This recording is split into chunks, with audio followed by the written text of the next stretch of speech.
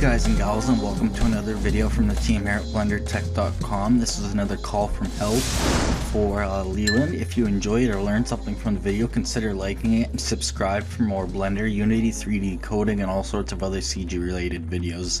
Lastly, don't forget our motto, create your way. I still have my squeaky desk bugging the heck out of me. I thought I fixed it anyways.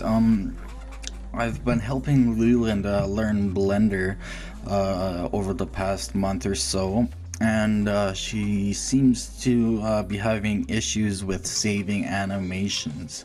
So I think I have what should be more or less a stock setup for Blender here, and so all I'm going to do is I'm going to make a very basic animation and show you how to save it out and where to find it. So I'm going to set everything to stock. So this should be about how your, it should be more 50% I believe. This should be about the settings that you have when you set up Blender, or when you have your stock Blender, when you haven't changed any settings. Not that too many of them will matter. So anyways, what we're going to do is we're just going to insert a keyframe. If we remember how to do that, all you do is hover your mouse over this window here, the 3D viewport, and hit I, and then choose what kind of keyframe you want. We want a lock scale, just because we're learning again. And so you see it's turned orange, which means we have a keyframe. And if I go over the timeline, you'll see that yellow line there means there's a keyframe back there, which is on frame 1. And so now we're gonna move to frame. I'll just do a 90 frame animation, or 90 frames worth of animation. So you'll see I have 250 frames available to me. If I wanted shorter than that, all I would do is change the end frame over here. I would change the end frame to be 90. And you'll see we now only have a 0 to 90 animation, but you can always just leave it at 250 and stop it at 90. But I'm going to stop it I'm going to set it up for 90 so I don't have to manually stop it, so it'll just stop there. So at frame 90, so I was at frame 1, and that's what the cube is at. So I'm going to take my timeline down here. I'm just clicking and holding, and I'm scrubbing it, or you can use the arrow keys to go one by one, or you can use the controls down here to jump. This one down here jumps to the very end or the very beginning. So I'm going to jump to frame 90, which is the last frame of my animation that I'm going to want in this instance. And I'm just going to grab the cube. So I'm going to make sure the cube is selected. You can see the gizmo is over it. The translation gizmo is on it. And you can see the yellow line highlighting it means that it's selected. Whereas if I selected the camera, it has the same deal. But I'm going to select the cube, and I'm just going to grab it randomly. I'm just going to press G, and I'm just going to move it somewhere. And I'm going to rotate it. I'm going to press R. I'm just going to rotate it randomly. And I'm going to press S. I'm going to scale it down. And now I'm going to go to View, Camera. And then I'm going to click and hold down here on my timeline again. I'm just going to, it's called scrubbing through it. Oops, I forgot to put in my keyframe. Forget that. So back at frame 90, I'm going to do that all again. I'm going to grab it randomly. So G to grab. I'm just going to move it randomly. I'm going to rotate it randomly. And I'm going to scale it randomly. So G, S, and R. Grab, scale, rotate. And then I'm going to go I to insert another keyframe with my mouse over this window. So I, and I'm going to insert a lock scale keyframe. You'll see it turned orange again, indicating we have a keyframe on this frame. And you'll see if I scrub over here that we have another keyframe at 90. And in between 90 and 1, what Blender does is it's called tweening, and what it does is it automatically puts all the data in there based on settings that you set up. But you don't have to worry about setting them up because Blender uses stock settings that you can adjust, but we won't get into that now. So now I'm going to go to View, Camera, just to make sure that my cube is in the camera's view at all times. So this dotted line. So I'm gonna again just click and drag on the timeline here, and that's called scrubbing the timeline. And so, excuse me, I'm just gonna scrub the timeline just to make sure that my animation is within my my camera's view. and it goes off a little bit, which isn't a big worry. But if I wanted to fix that, I could grab the camera by clicking on it up here. You'll now see that the dotted line has turned orange to indicate that my camera is highlighted, and I could press G to grab, and I could move it up a little bit, and then I could scrub my timeline again just to make sure that it all fits in there. So yeah, it looks like it all fits in pretty good. So you can see that it's moving location, it's rotating, and it's getting smaller. So now that we're ready to render our animation, I'm just going to go out of camera mode, but it doesn't really matter. So I'm just going to go to, say, top view, or you can just use the middle mouse button, click and hold and move around, or shift and middle mouse button and hold to pan, or yeah, middle mouse button to it's called tumbling the view around, and shift and middle mouse button to pan the view around, and the mouse wheel to zoom. So anyways, so we have our two keyframes, not on the camera, sorry, we have to have our cube selected. We have our two keyframes, we have our animation set up, and you'll see in the inspector window over here our cube object, which we could call anything. We could just call this 3D object 1. You'll see it has this little arrow thing that means that it has an animation on. I think if you click it, yeah, it shows that it has an animation, a cube action animation, but we're not going to get into that either. So anyway, to save your animation, what we're going to do, we're going to leave this all the same. I'm going to assume that you don't have a GPU for rendering, so we'll just stick with CPU. That's no problem. CPU works on everybody's computer.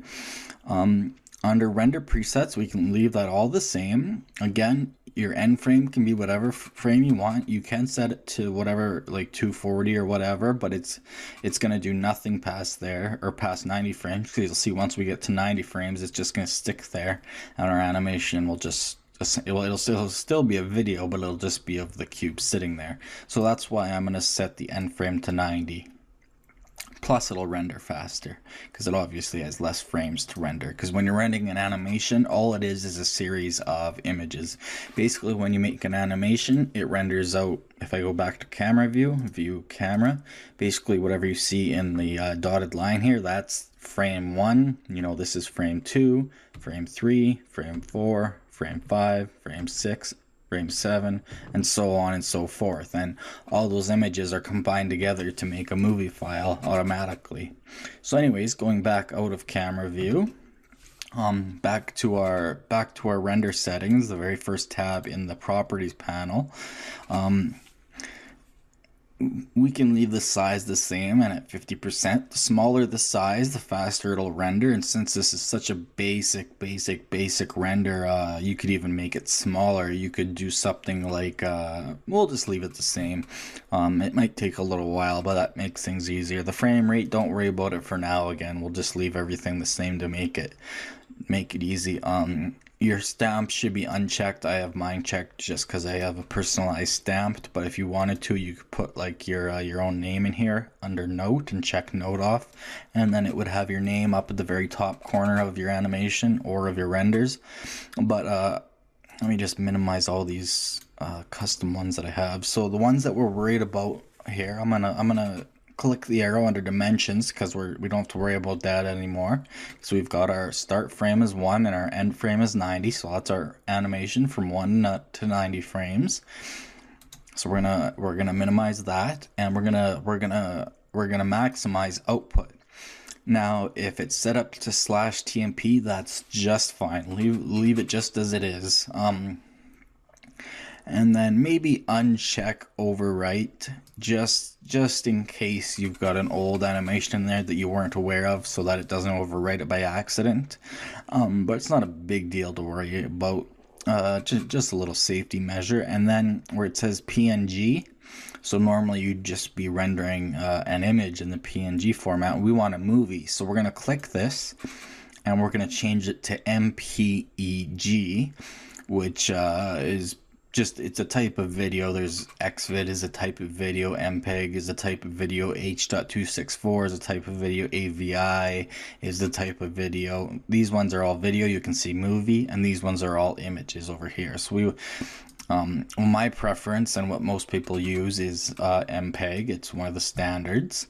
And we can leave it alone just like that. So let's close that one off. The next one is encoding, and this one's not as important, but you'll want to choose what kind of format you want. So if you want it on your iPhone or whatever, for example, or in iTunes, you might want MPEG-4 or QuickTime. But in this case, we're going to use H.264 because that's kind of the industry standard. It keeps the file size low. It's what YouTube uses. It's what Netflix uses. It's basically the industry standard for movies, for videos. And then the rest, we can just leave it exactly as it is. We don't have any audio. We don't need to worry about all this stuff because it's such a short animation. So we can close that one off. Then if we go down to sampling, again, it doesn't really matter except for render and preview.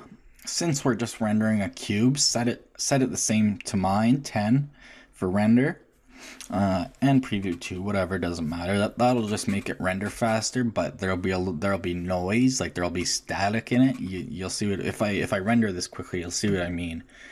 If we zoom in, no, maybe not so much on this because it's just a simple cube, but you can see I guess you can't really see, but yeah, there's a little bit of noise. It's not a perfect image. If I bump my render up to like 300, it's gonna take a lot longer. As you can see, it's gonna take a lot longer, but it's gonna come out with a clear image overall in the end.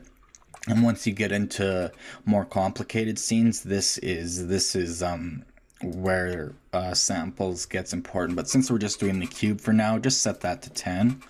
However, if you have square samples checked off, that means it's a square root. So now, or it's squaring them, sorry. So that would mean that 10 squared is 100. So that would actually turn 10 into 100. So uncheck square samples if you have it checked and then enter in 10. Or if you want to leave square samples checked, enter in something like 3, because 3 squared is 9. And so then you'll get something close. But I like to uncheck square samples so I have more power over how many samples it does. And then yeah, just choose 10 for your number of samples. And then we can leave that just as it is, and I believe everything else we can leave just as it is. Yeah, we can get into more advanced stuff once we get there, but once you figure out how to actually save your animations, you'll be good to go. So now all we have to do is press the render animation button up here, or you just go render animation. So that's Control F12 is the hotkey, whereas F12 is the hotkey to render an image. So we're on frame 1, so we're just going to hit render animation, and it'll now render all 90 frames. It's using my CPU instead of my GPU, so it's going to be a little bit slow, but it won't take long at all to do all 90 frames. So I'll time lapse this in the editor.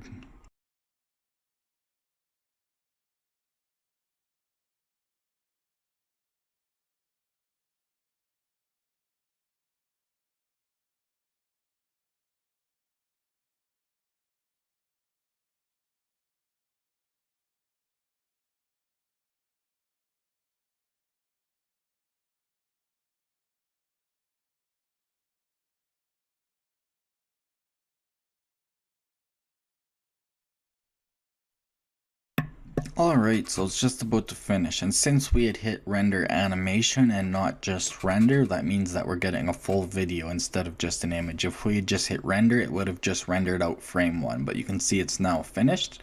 It's on frame 90. So how do we find our animation now? Well, that's very easy. You just go, if you're on Windows, you go to Start, and you open up My Computer. I'll just bring it from my other monitor here. And then you go to your C drive, and Blender will create this folder called TMP. So open that, and you'll have it in here, and usually it's just named, yeah, a number. So 001-0090.avi is what Blender called it in this instance, and it should be your only video in there if it's your first render. So now you can just open this up in your favorite media player. I'm just going to double click, And I'll bring it again over from my monitor, and you'll see we have our animation.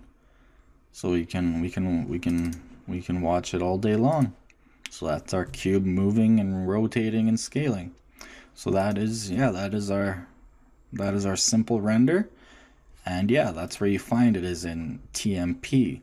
Now again, if you wanted to save it to, say, your desktop or something, that's where you would go to output, and this box right here, you would either type it in manually, or you would press this little folder icon over here, and then you could select your own custom folder. Again, you could select desktop or documents or your own folder somewhere else. You can navigate to, say, my videos, you could save it in there, and then you hit accept, and you'll see it's now changed to C, users, Derek, documents, my videos.